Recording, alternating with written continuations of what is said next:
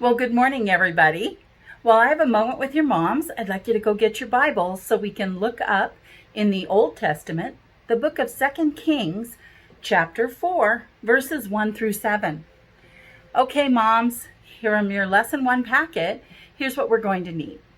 The little blue bottle, the white cone cup, the tinsels, markers, and some tape. Okay, so if you guys are ready, today I want you to know that we're learning that God cares for people in need. You ready to get on with our story? Here we go.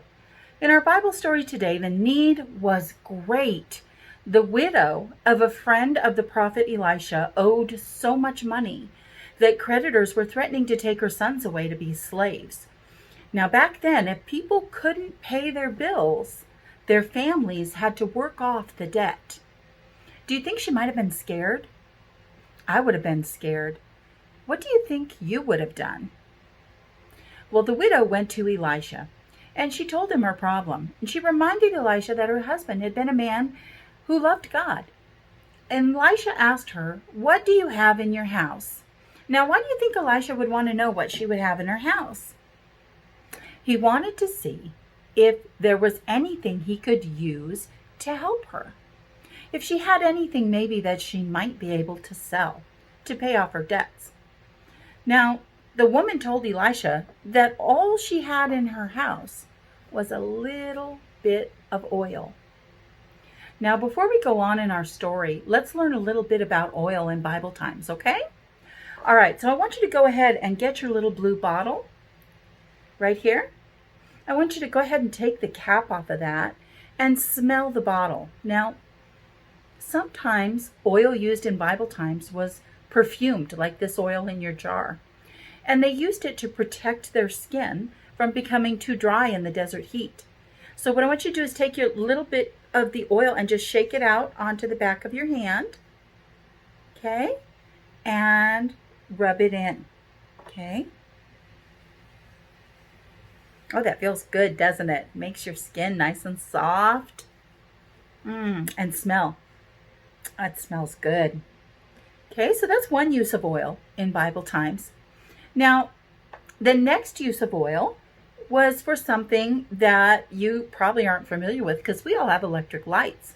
But our next use of oil was to light their homes. So much like we use candles today, they would take lamps kind of like this, and they would put this oil in the lamps. And the wick, which is this part right here, would soak up the oil and it would burn. And some people would use this to light their homes at night so they could see. Now, we don't light our homes like that now, but we have electricity. They didn't have electricity back then. All right, let's go on to another use of oil in Bible times, which is for cooking. Now, we still use oil today to cook. People also used oil back then in their food. They used oil to make their bread, and they would also season the oil and use it the way that we use butter. So they would dip their bread in the seasoned oil and eat it. Okay, so that's kind of interesting, isn't it? All right, and next we have, this is a special ointment made from oil. Have you guys ever had a cut or a scrape that someone put something like this on to help it heal faster before they put a Band-Aid on? Why did they use the ointment, do you think? Well, we use it so that the cut doesn't get infected and it helps it to heal faster and to make it feel better. Now, people in Bible times didn't have all the medicine choices that we have today, but they did use oil and made it into an ointment similar to this for healing the same way that we do now. So they needed oil for medicine as well.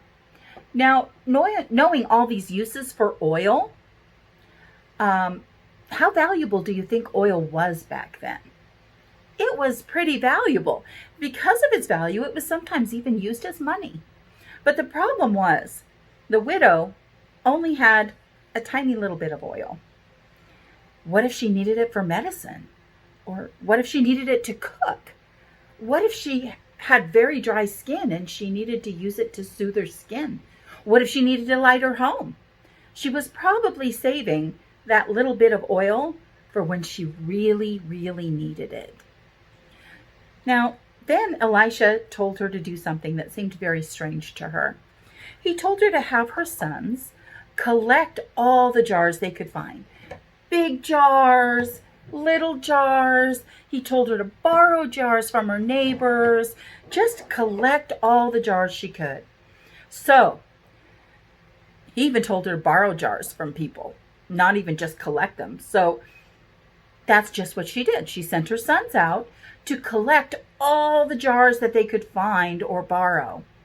Then Elisha told her, go into your house, close the doors and the curtains, and start pouring her tiny little bit of oil into the other jars. Now, if I had this much oil to start, could I fill up this jar? Well, of course not. That doesn't make any sense, does it? But the woman began pouring oil from her small little jar into the other jar. And before she knew it, it was full. So she put it to the side and she called to her sons to bring her more jars. So they brought her more jars and she continued to pour. And that one filled up too. And on and on and on she went, filling jars with her tiny little bit of oil. Finally, she said, bring me another jar. And her son said, there are no more jars. She looked around her at all the full jars of oil, and she ran to Elisha to tell him what had happened. What do you think Elisha told her to do? Well, of course, he told her to sell the oil, pay her bills, and live on the rest of the money. See, God met this widow's need in a miraculous way because God cares for people in need. So today, when you're going to make an oil jar to remind you that God cares. So let's go ahead and get out our craft supplies right now. So you need your white cone. You should have a baggie that has a length of tinsel in it like this. This is fun. Okay. And you'll need markers and tape.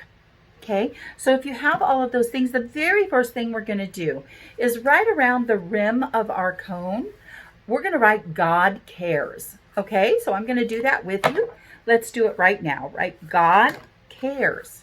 Okay, right around the rim. Try really hard not to crush it. Okay, I'm writing mine very carefully. You can use any color you want. I'm using black, but you can use whatever color you want. There we go. Okay, so I've got God cares written around the rim of my my cone. And now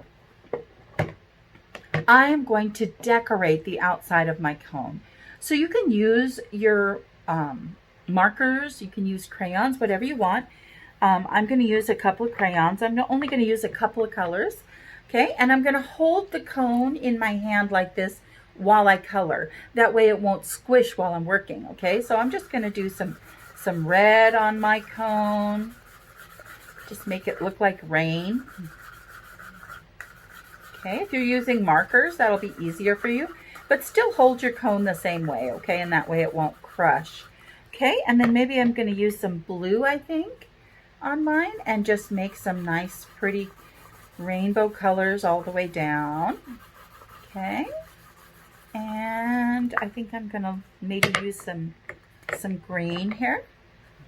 And again, hold your cone like this so it doesn't crush, okay? So here I go, put some green on mine. There you go. I only did 3 colors on mine, but you can do as many colors as you want and just decorate it around the outside. Okay, and once you're done with that, I want you to put that down on the table, and I want you to go ahead and get your tinsel. Okay, now see this part at the top right here? This is the part that we're going to be working with first. So I want you to go ahead and lay that down on the table. Okay, and then get your tape. Okay, so I'm going to pull off a piece of tape about this long. Okay, and then I am going to put it on that part of the tinsel so that I have sticky side of my tape here, and here's my tinsel stuck to the tape. Now I'm going to take my cone And I am going to put the tinsel right inside there, inside the rim like this, and push the tape down, okay? So that it's taped right inside here, okay? And what does it look like? It looks like it's pouring oil, doesn't it? So here I'm going to put all of my tinsel inside the cup here. And I'm going to pretend to fill a jar. Are you ready? Okay, here we go. Here's my jar, and God met the widow's need. Look at that. All the oil coming out of my little tiny bit of a cone. So your cone is to remind you how God met the widow's need. And it's a nice long strand of tinsel to remind you that the oil just kept coming and kept coming.